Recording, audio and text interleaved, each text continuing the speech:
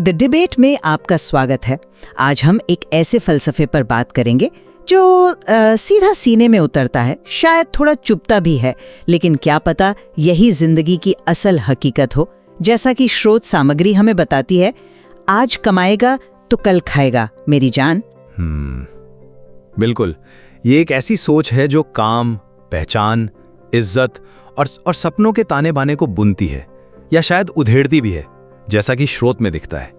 ये सिर्फ पैसे कमाने की बात नहीं है। नहीं, ये दुनिया को देखने का, जीने का एक बहुत ही खास और हाँ, शायद कुछ हद तक काफी सख्त नजरिया है। हाँ, सख्त तो है, लेकिन शायद जरूरी भी। और इसीलिए आज हमारी चर्चा का मुख्य सवाल ये है, क्या ये फलसफा कि भाई आज की मेहनत ही कल की रोटी और इज्जत तय करती है, जिंदगी की पूरी अटल सच्चाई है, या फिर ये जिंदगी की जो इतनी उलझने हैं, पेचीदगियां हैं, उनको समझने का एक जरूरत से ज्यादा सरल, सिंप्लीफाइड तरीका है। मैं इस नजरिए की सच्चाई, इसकी ज़रूरत और इसके अंदर छिपी उस तल्ख मगर असरदार प्रेरणा की बात करूंगी। मतलब क्या ये वाकई हर किसी के लिए हर हालात में लागू होता भी है, और क्या इसकी कोई कीमत है जो चुकानी पड़ती है? हम इस पर भी जरा गौर करेंगे। देखिए, मेरे लिए तो आज कमाएगा तो कल खाएगा कोई कहावत नहीं है। ये जिंदगी का कड़वा सच है। वो उसूल है जिस पर दुनिया चलती है। कर्म नहीं तो कुछ नहीं। स्रोत इसे बहुत साफ शब्दों में कहता है, आवाज में थोड़ी सख्ती है वहां पर। सिंपैथी फ्री मिलती है, पर रिस्पेक्ट तब मिलती है जब तू अपने पैरों पे खड़ा होता है। अब देखिए, यहाँ सहानुभूति की कोई बुराई नहीं की जा रही है, लेकिन ये बात साफ है कि हमदर्दी से पेट नहीं भरता, ना ही इज्जत मिलती है। इज्जत वो कमानी पड़ती है अपने दम पर खड़े होकर। और अगर आप रुक गए, काम करना छोड़ दिया, तो ये दुनिया भूलने में ज्यादा वक्त नहीं लगाती। जैसा कहा गया है, जो रुक गया वो धीरे धीरे दुनिया के भूल जाने वाले लिस्ट में चला जाता है। ये कोई धमकी नहीं है, ये नतीजा है, एक्शन ना लेने का नतीजा। और ये सिर्फ पेट की आग बुझाने की बात नहीं है मेरी जान, ये अंदर की भूख है। स्रोत इसी गहरी भूख की बात करता है। भूख इज्जत की होती है, भूख अपने अस्तित्व की होती है, अपने सपनों को जीने की। इसलिए ये फलसफा मेहनत को पूजने की बात नहीं कर रहा। ये कह रहा है कि अगर जिंदा रहना है, अपनी पहचान बनानी है, अपने सपनों को सांसें देनी है, और हाँ, अपनी जिम्मेदारियों का बोझ उठाना है, अपनी माँ के आंसुओं का जवाब देना है, तो आज पसीना बहाना होगा कल के लिए। यही हकीकत है, इसमें कोई लाग लपेट नहीं है, सीधी बात। मैं मानता हूं कि मेहनत, कर्म, आत्मनिर्भरता, इन सब की अपनी जगह है और ये बहुत जरूरी भी है। बिल्कुल, कोई भी इस बात से इनकार नहीं कर सकता। लेकिन मेरा बुनियादी सवाल वहीं का वहीं है, क्या ये जिंदगी का इकलौता नियम है? क्या आज कमाएगा तो कल खाएगा वाली सोच जिंदगी की पूरी तस्वीर दिखाती है? मुझे लगता है शायद नहीं। ये नजरिया कई जरूरी चीजों को अनदेखा कर देता है। मिसाल के तौर पर सेहत की अपनी सीमाएं होती हैं, है ना? हर कोई हर वक्त एक जैसा खट नहीं सकता। फिर समाज में मौजूद वो रुकावटें हैं, आर्थिक, सामाजिक, जो सबके लिए बराबर नहीं होती, जिसे हम क्या कहते हैं, संरचनात्मक असमानताएं कहते हैं। यानी वो हालात जो किसी के हाथ में नहीं होते, लेकिन उनके आगे बढ़ने के रास्ते में दीवार की तरह खड़े हो जाते हैं। और किस्मत, भाग्य, क्या उसका कोई रोल नहीं? और सबसे जरूरी बात, क्या इंसान अकेला ही सब कुछ कर लेता है? क्या परिवार, दोस्त, समाज यानी हमारे समुदाय के सहारे की कोई कीमत नहीं? स्रोत का ये कहना कि इस दुनिया में कोई तेरा दर्द समझने नहीं आएगा, क्या ये कुछ ज्यादा ही नाउमीदी और अकेलेपन को बढ़ावा नहीं देता? क्या सच्ची हमदर्दी, मुश्किल वक्त में किसी का साथ होना बिल्कुल बेमानी है? और फिर ये लगातार कमाने और न रुकने का दबाव, क्या ये इंसान को एक मशीन नहीं बना देता? क्या इसका असर हमारे दिमागी सुकून पर, हमारे रिश्तों पर नहीं पड़ता? दिलचस्प बात यह है कि स्रोत खुद ही ये कहता है, दुनिया को पेशेंस नाम की चीज समझ ही नहीं आती। तो क्या ये फलसफा भी उसी बेसब्र दुनिया का हिस्सा नहीं बन जाता? और आखिर में कामयाबी का मतलब, क्या वो सिर्फ दुनिया की नजर में ऊपर उठना है? लकी कहेंगे, इंस्पिरेशनल बोलेंगे? क्या अंदर का सुकून, ज्ञान पाना या बिना किसी दिखावे के चुपचाप किसी की मदद करना, ये सब कामयाबियां नहीं है? मुझे लगता है ये नजरिया इन अंदरूनी मूल्यों को कम आंकता है। ये बातें वाजिब हैं, लेकिन मैं इन्हें देखने का एक दूसरा नजरिया रखती हूँ। आप इसे सरलीकरण कह रहे हैं, मैं इसे जिंदगी की सीधी सच्ची तस्वीर कहती हूँ। व्यावहारिकता, प्रैक्टिकलिटी, ये फलसफा इंसान को ख्वाबों की दुनिया से निकालकर हकीकत की जमीन पर खड़ा करता है, उसे तैयार करता है कि बाहर दुनिया कैसी है। वो लाइन याद है, लोग तब तक तेरे आसपास घूमते रहते हैं जब तक उन्हें लगता है तू उनके किसी काम का है। अब ये सुनने में शायद कड़वा लगे, पर क्या इसमें सच्चाई नहीं है? ये निराशावाद नहीं है, ये दुनियादारी की समझ है। रही बात सहानुभूति की, तो जैसा मैंने पहले कहा, स्रोत उसे खारिज नहीं कर रहा, वो बस ये कह रहा है कि इस पर टिके मत रहो। सिंपैथी फ्री मिलती है का मतलब शायद यही है कि ये आसानी से मिल जाती है, लोग जता देते हैं, पर ये आपकी बुनियाद नहीं बन सकती। नहीं, बुनियाद तो आपकी अपनी मेहनत, आपका कमाया हुआ सम्मान ही बनेगा। और वो अंदर की भूख, इज्जत की, वजूद की, सपनों की, वही तो असली ताकत है, असली मोटिवेशन। वही आपको गिराकर उठाती है, अंधेरे में रास्ता दिखाती है। ये व्यक्तिगत प्रयास की पूजा नहीं है, उसकी जरूरत को पहचानना है। जब सब रास्ते बंद लगें, तब आपका अपना हौसला, आपकी अपनी मेहनत ही काम आती है मेरी जान। लेकिन ये जो हकीकत की जमीन है, क्या ये सबके पैरों के नीचे एक जैसी है? आप जिसे व्यावहारिकता कह रहे हैं, क्या वो उन लोगों के लिए भी उतनी ही व्यावहारिक है जिनके लिए दौड़ शुरू करने की लाइन ही दूसरों से मीलों पीछे है? वो संरचनात्मक बाधाएं जिनकी मैंने बात की थी, जैसे जाति, आर्थिक पृष्ठभूमि, लिंग और भी बहुत कुछ, क्या ये इस कमाने और आगे बढ़ने के रास्ते को सबके लिए एक जैसा छोड़ती हैं? शायद नहीं। एक इंसान शायद थोड़ी मेहनत से आगे बढ़ जाए, दूसरे को उतनी ही दूर पहुंचने के लिए शायद पहाड़ तोड़ने पड़ सकते हैं। और सहानुभूति पर वापस आते हैं, सिंपैथी फ्री मिलती है कहकर, क्या हम सच में मुश्किल वक्त में मिले उस भावनात्मक सहारे को, उस एहसास को कमजोर या बेकार नहीं बता रहे? क्या किसी का दुख बांट लेना, किसी के आंसू पोंछ देना सचमुच इतना फ्री और गैर जरूरी है? इंसान सिर्फ अपनी मेहनत से ही तो नहीं बनता ना, उसे परिवार का प्यार मिलता है, दोस्तों का साथ मिलता है, कभी कभी बिल्कुल अजनबियों से भी मदद मिल जाती है।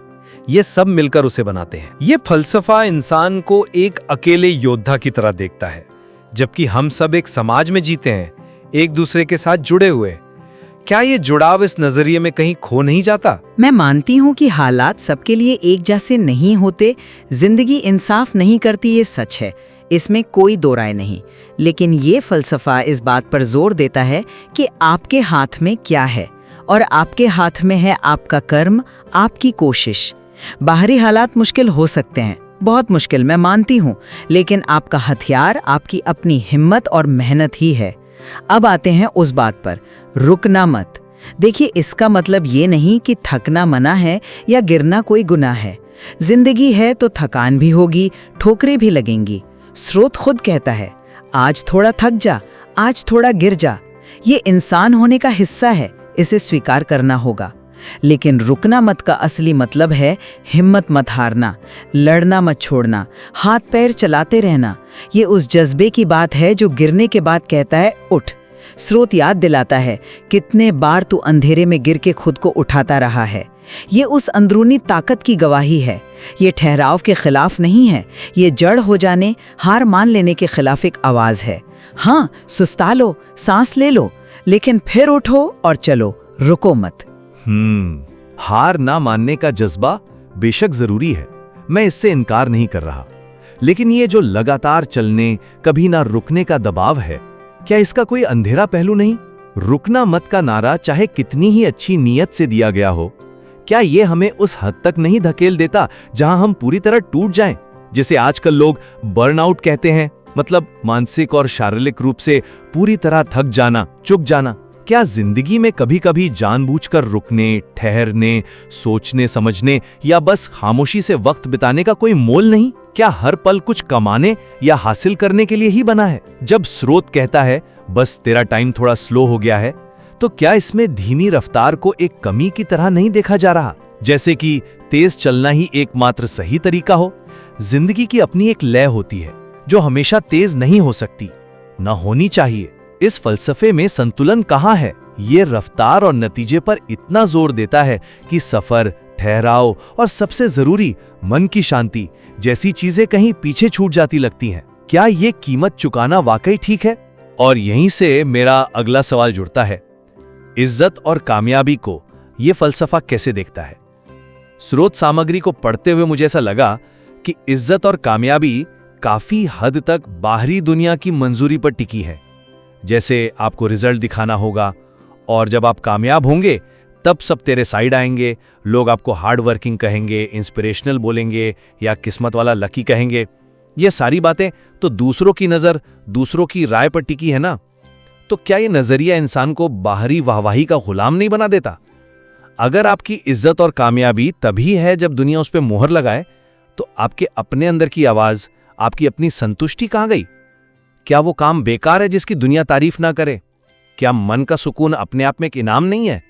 ऐसा लगता है जैसे ये फलसफा इंसान पर एक बोझ डाल देता है कि तुम्हें लगातार दूसरों को साबित करना है कि तुम काबिल हो, हर वक्त। यहाँ मैं आपकी बात से पूरी तरह सहमत नहीं हूँ। मुझे लगता है आप बाहरी नतीजों को मंजिल समझ रहे हैं, जबकि स्रोत शायद उन्हें सफर का एक हिस्सा, एक नतीजा बता रहा है। असली इज्जत दुनिया की तालियों से नहीं आती, वो आती है अपने पैरों पर खड़े होने से, जब तू अपने पैरों पे खड़ा होता है। ये अंदर की ताकत है, अपने वजूद को संभालने की काबिलियत। और कामयाबी का असली पैमाना दुनिया की नज़र नहीं, बल्कि अपने सपनों के पीछे चलने का हौसला है, अपने सपनों को जीने की भूख। जब आप उस अंदर की आग के साथ जीते हैं, मेहनत करते हैं, तो दुनिया क्या कहती है इससे सच में ज्यादा फर्क नहीं पड़ता।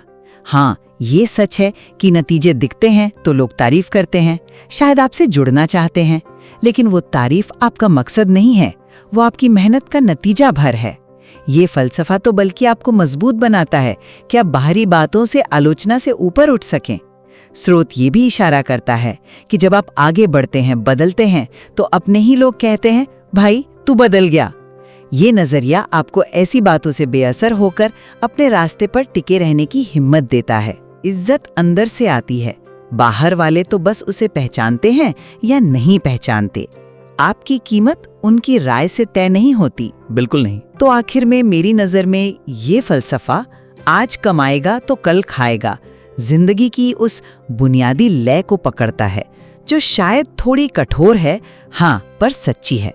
ये कर्म और फल, मेहनत और इज्जत, जिम्मेदारी और वजूद के अटूट रिश्ते को दिखाता है।